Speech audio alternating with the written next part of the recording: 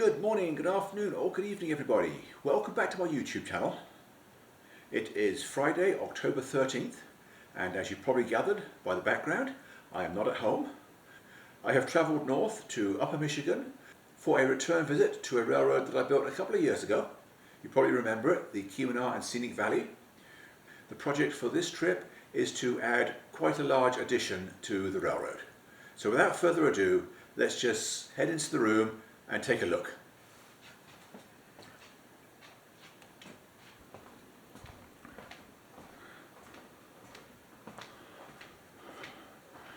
We walk around to the back side of the railroad. Here is the scenery that I built last time I was here. But this week's project is to add a turnout in here. Some engine storage under the fascia here, a horseshoe curve, and another staging yard under the peninsula. It's going to run diagonally the length of the peninsula, and it's going to give the client 12 additional tracks averaging about 12 feet long. So he'll get all his short trains stored in there. I have to cut this bracket out, so I will probably need to put an additional leg in under the fascia somewhere in this area. I probably won't get that far today. I'm going to start around this side. I'm going to start with the framing in this area, and this is going to be the same height as this frame. You'll notice the main line has already climbed about 1 inch, so the engine service facilities will be at the same height as that, and then the track to the staging yard will come down again, and I'll probably come down not 1 inch but 2 inches to give us a little bit more clearance under the benchwork at this point. So let me head down into his garage and start cutting plywood, and then I'll come back and get some dimensions for the framing in here. I could have measured it off the plan, but it's much better to measure it from the actual benchwork, just in case I deviated in some way for some reason and don't remember. So let me turn the camera off, get to work, and I will be right back. Don't go away. Well, I'm not quite sure how much time has passed because I don't have my watch on, but there is the extent of that first frame built in situ. I started off by making the beam across the end a lot deeper because most of what was there before is going to have to be cut out at the top to allow the track to go through it. So now I've retained the strength. Actually, it's stronger than it was. I'm not sure if I need another leg in that corner. I haven't decided yet. I think I'll be okay without it because that beam is now 5 inches deep instead of 3.5. The new beam is glued under the old one, so both pieces work together. This cross member is where the joint is in the back. I've got to go down to my drawings now and work out exactly where the switch machines are going to go so that I can position the remaining cross braces to avoid them. So let me just continue, and I'll check in again later when this frame is done. Don't go away. Well, here is this frame with all the cross members installed, and also put a leg in the middle because it was sagging just a little bit. I think the wood wasn't quite straight, but now it's perfect. The uneven spacing of the joists is necessary because of the switch machine locations. There's a lot of turnouts in this triangular area, so I've made sure that the joists are well away from switch machine locations. Next task is to get a top on. I'm going to cut a tapered piece of 1/2 inch plywood and get that installed over this end, and then one more piece over the other end. So let me do that and I will be right back. Well, that is all I can do on that side for now. I have the first piece of plywood top cut. There it is. Fits perfectly. But I've also had to jack up everything by 1 inch so that it matches the height of the sub-road bed over this side. So while that glue is setting, I don't want to disturb it. Anyway, there's plenty more I can get on with. I'm going to move over the other side and get a plan for this area. So don't go away, I will be right back. Well, we're now 1 day into the project. I haven't done any more this side since I made the last clip, but on the other side I got a plan together for how I'm going to build this and where I'm going to join the sections. And I modified this leg frame here. If you recall before, there was 2 diagonal braces supporting the middle. Now what I've got is a quadruple beam. You may only see 3 from the end, but the 4th one is inside. So we've got the stiffness of 4 1x4s there, and that should be plenty strong enough to support the middle. It's only about a 3.5 foot span. Anyway, the plan for this morning is to cut a hole in that back panel. I've got to measure it and make sure it's exactly the right size first, and we'll give myself a little bit of tolerance. And then I'm going to build a large frame, a parallelogram, 32 inches wide by about 9 feet long, and that will join at this leg frame, and then I will put an L girder in across the 2 legs. There'll be one piece on the edge and then another one on flat, and then both pieces will rest on that flange. So let me just get everything organized and I'll be right back. Don't go away. Well, I've been working all morning and I now have this piece of benchwork built and installed. Well, it's not screwed down or attached in any way. It rests on 2 L beams, one at each end. Well, one right at that end that's going to support both sections when they're bolted together, and then one about 2 feet from the other end. Let me take a look. And then the other one is attached to the back of the cabinet where it comes through the hole. So this last 20 inches or so will just be a cantilever. And I need to put some more supports in the middle because right now it's overspanned and it's sagging slightly under its own weight, because it is quite a heavy section of benchwork. The one that goes in here, in the gap, I'm going to have to build that in situ, like I did yesterday. And most of this bracket is going to have to be cut out, and I'm going to need a leg. Well, this afternoon I have framed up most of this piece. I'm still missing the cross joists, but I'll put those in tomorrow. I had to build this in situ, and I had to cut out a lot of wood that was in this area and a leg here and replace it with an alternative leg, and put another leg in underneath the main frame. Most of this joist has to be cut out to make way for the approaches to the staging yard. But now that I've strengthened everything, I can cut it out without fear of it collapsing. I've still maintained the full strength, but I'm not going to do any more hacking today. I've been up here well over 10 hours and I'm tired. I need to go get some food. So I'll see you again tomorrow. Don't go away. Well, it is early Sunday morning, day 3 of the project, and in the past 2 days I have most of the benchwork filled in on both sides of the aisle. There's still some joists missing in this area, and I haven't done much of the tops at this end yet. Before quitting last night, I strengthened all the ribs in this area, added more wood to the bottom because most of the existing rib has to get cut out, at least in the middle anyway, to allow the low-level track to come through. I also installed the new leg down there, so this area I can now hack to pieces, get rid of everything that's in the way. I'm hoping to get all the carpentry finished today. Still quite a lot to do, so I'm just going to get on with it. Don't go away, I will be right back.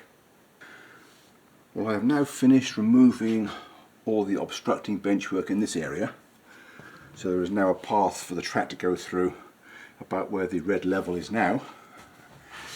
And I've also started marking out the benchwork tops for this area.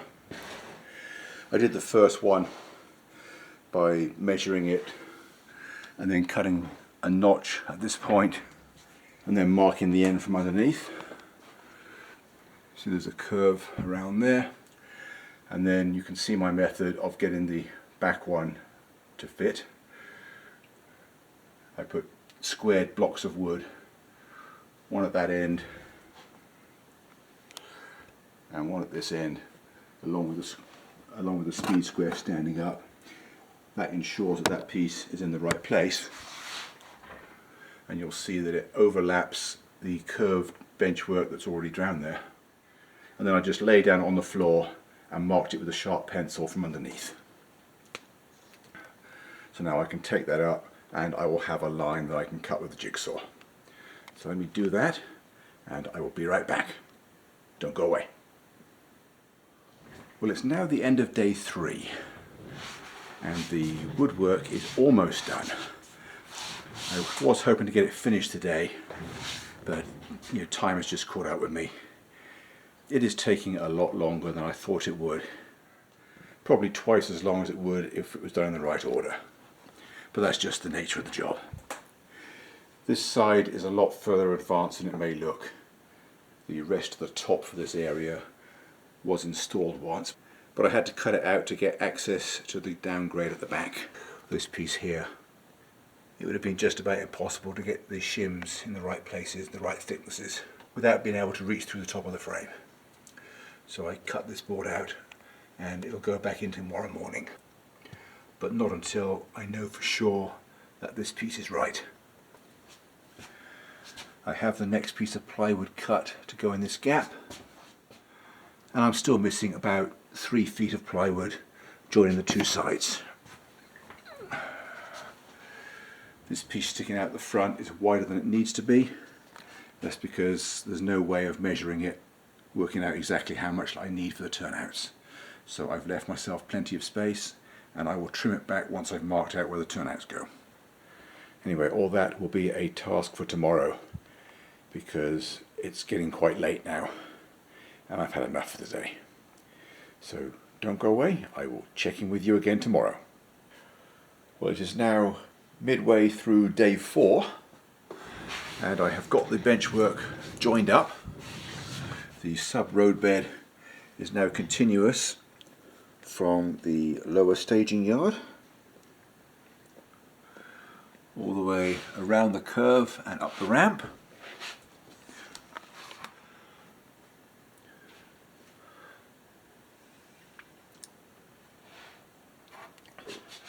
I still have to reinstall this piece of plywood. That'll only take a couple of minutes. Next thing I need to do is to plot the curve accurately down the grade, and then I can work out where the turnouts go at the bottom, and once I've done that I can then cut this front edge and finish the benchwork in this area. So let me do all that and I'll be right back. Don't go away. I've now connected up enough of the turnouts in this corner to be able to figure out exactly where the track is, and I've plotted a line.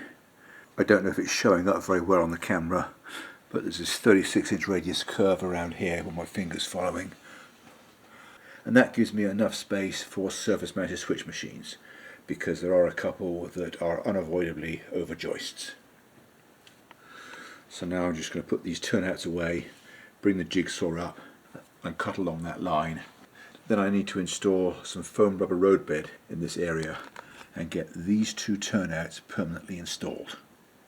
This one can't be installed because it is over a benchwork joint, but once those 2 are installed I can remove this benchwork, take it in the other room, set it up on some sawhorses and then work in comfort. Get the rest of the staging yard laid, all the switch machines installed, tested, wired up and everything. And then I'll put it back in place and work my way back up the grade from here. So that's the plan. It is way more than I'm going to be able to do today, but I will check in with you later, so don't go away. Well, there are the turnouts repositioned again, with the benchwork finished below them and a piece of foam rubber road bed installed. It may look like it's completely random where it starts and ends, but this straight edge along here is positioned exactly so that the piece that I have, the 36 by 54 inch piece, fills the rest of that benchwork. And this is actually the offcut from the piece that goes in this side. I cut this piece first so that I would have the offcut to use for this purpose. Anyway, I have marked the turnouts with a Sharpie. Now I'm just going to move them out of the way, draw holes for the switch machines, and then glue them in place. So let me do that and I will be right back. Well, those two turnouts are now installed and glued down. Then any time after tomorrow morning, once that glue has had plenty of time to go hard, I can remove this section and set it up on sawhorses and get the rest of the staging yard built to the left of these two turnouts. This turnout to the right can't be glued down until I have finished the whole of this end of the staging yard and permanently installed it. So that will be some time before I can do that. However, I can work on the locomotive yard. I think I'm just going to get the foam roadbed glued down over here, and then I might even call it a day, because it's already 5:30, and ever since I've got here my days have just been getting longer and longer. So let me get that foam installed and I'll be right back. Don't go away. Check in with you again tomorrow. Well, this is the start of day 5 on this project. I've done a good clean up this morning and I called for some help because these two sections have got to be hauled out of here and then assembled in the other room where I can work on them. And although they're not too heavy for me to move by myself, it is kind of awkward getting them out of here without the risk of damaging anything. So that's why I called for some help. Anyway, while I'm waiting for that to arrive, I am going to work on this side because I had a good long hard look at this yesterday and I determined that I can actually do it in situ. It'll be a lot less messing around than taking it out into the other room to work on it.